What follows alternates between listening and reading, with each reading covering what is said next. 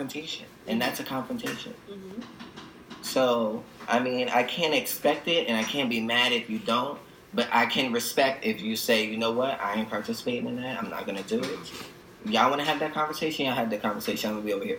Okay. And that's honestly all I would want from the straight allies. Because even that little bit, yeah. Whoever's having that conversation, they're going to be like, oh, damn. Make him think. Yeah. Yes. Like, oh, okay. Mm-hmm. Especially if it's somebody that you're cool with. Yeah. Because that is like, whoa. So maybe I am, thinking of. But as straight allies, I just feel like as long as you don't condone it or participate in it, that's fine. Like if you're in there and you're laughing and everything, too much. Absolutely. That's not acceptable. Then I feel like you're agreeing with them. Right. Yeah. To a certain degree, you are. Yes. Absolutely. Because you're partaking in it. Laughing is partaking in it. Absolutely. Absolutely. It's like the people who are cracking jokes and then their friends are behind them laughing. Yeah. Mm-hmm. Don't be a bystander. Don't be an innocent bystander because there's no such thing. Exactly. We're adults. Absolutely. Be a leader. Yes.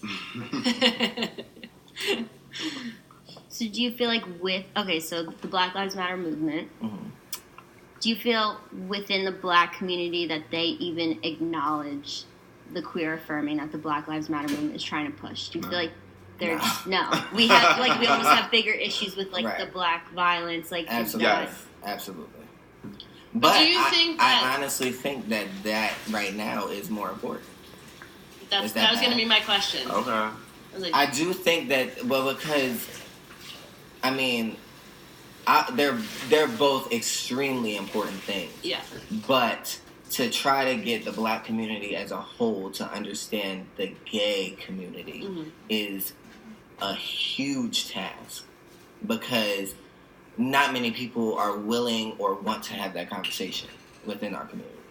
Period. But they expect us to agree with them if something was happened in a negative way. Like, let's say, for instance, with a cop and a young black male, straight, they expect us to still support them when something goes wrong. But if it was reversed, they do not have the same support for us. If it was us, an openly gay male got beat up by an officer. Okay, he probably deserved it. Right. That's what they give us. Right. Well, are you guys aware of Deontay Green? Absolutely. Okay. Kev is on it. Okay. Just to give you a little background, you can tell me. Yeah, so he was shot and killed in the face October 31st in 2014, and he was meeting a trade, and the trade ended up killing him. And this was kind of the same time around Trayvon Martin, around all of that was gaining steam, and he was totally disregarded. Just a lot of the LGBTQ communities and blogs talked about him, but the Black Lives Matter movement, he never was on their T-shirts. Never. He wasn't part of it. If a trans got murdered by the same situation, who was black, oh my gosh, it's only LGBT community that's speaking about it. Absolutely. Black Lives or other Black Lives Matter isn't talking about us. It's not talking about us. It's sad. But when you don't support them, though, like I said, it's a huge problem because, you're black. You're supposed to support, but you don't support us. Something happens to us. If I got jumped today, being bad or I'm in the hospital, I'm not going to give no T-shirt. Right. I'm not. That is sad, but it's so crazy because, it's so crazy when you say it because I am very, Black Lives Matter, the power. I'm down with the cause. I'm on it. I'm with it because I'm gay, but at the same time I am black, and it can be me. So I care, but the community as a whole. But I can't even say as a whole because I feel like not most, but a majority of the women do care.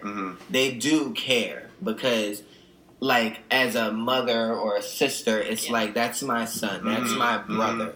It's the males. It's the males. It's the black males. They don't. Sadly, but they don't. Not every male, but majority. No, not every male at all. Not every male at all. Because honestly, in my community, in the town I grew up in my neighborhood, with the people that know me, I've only been accepted as far as I know. I mean, so But do you think that has to do with more socioeconomic status of Westfield than actually, like, that is upper middle class? Yeah. Well, no, because honestly, if you grew up in Newark and had us as friends, I don't necessarily know if it would be the same thing. Mm-hmm. But you grew up in Westfield and you had us as friends, like. But it's also different because in Westfield it's only like 1.5% black.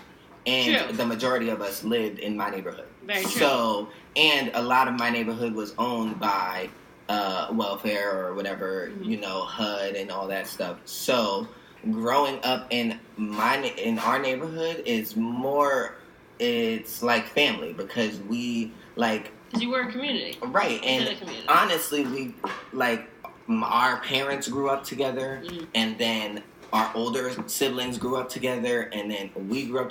We have generations of my sister's generation. It's 40 of them. Mm-hmm. In my generation, it's 40 of us. So we all grew up so closely, and we had no choice but to have each other's back, especially in Westfield because you already know. True. But so if that was a community Newark is different because it's more black. Yeah, so that's what I'm saying. Do you think it's also the socioeconomic status of the community that you grew up in also influenced why you were? I just think it depends on where you are because for example, in Newark, because it's a majority black, there's no sense of community as in a neighborhood community. Very true. There's the black community because it's a lot. Yeah. So, you know everybody, but you don't have to know everybody. Yeah. You know what I'm saying?